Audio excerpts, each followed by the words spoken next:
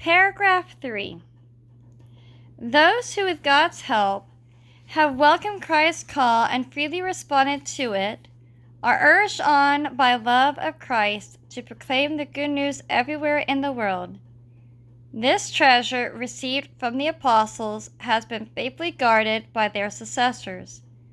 All Christ's faithful are called to hand it on from generation to generation, by professing the faith, by living it in fraternal sharing, and by celebrating it in liturgy and prayer.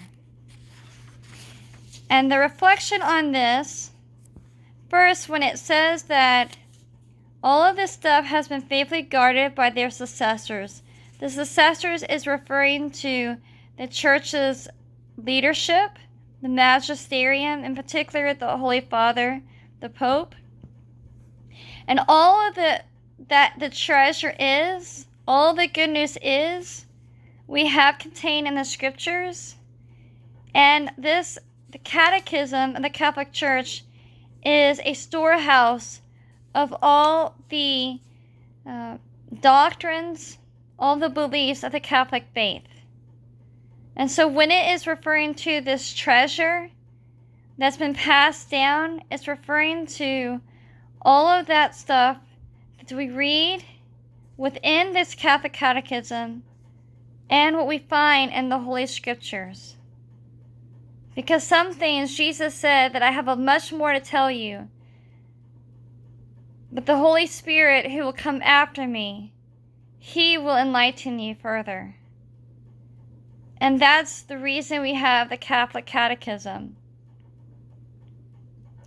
And it doesn't mean that these successors, meaning the magisterium and the Pope, that they are without sin, and that they themselves in morality is spotless. In fact, oftentimes, those in church leadership have fallen into sin.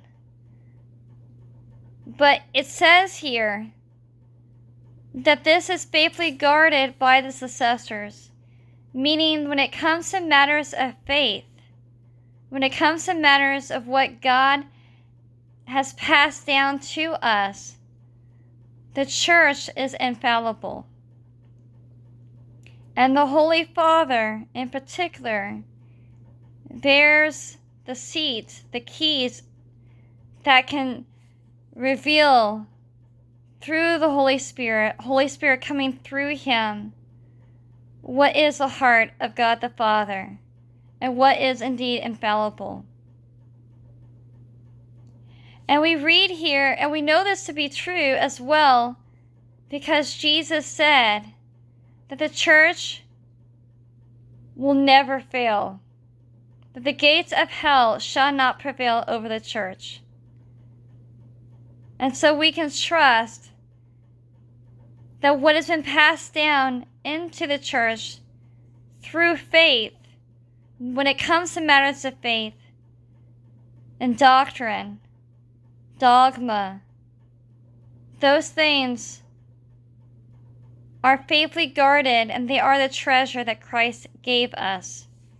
It says here, those who with God's help have welcomed Christ's call and freely responded. So when we receive the good news, we respond freely.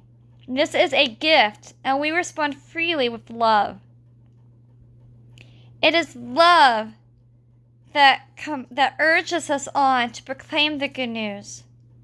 Once we've received the good news and we've received it in our hand, we pass it down from generation to generation.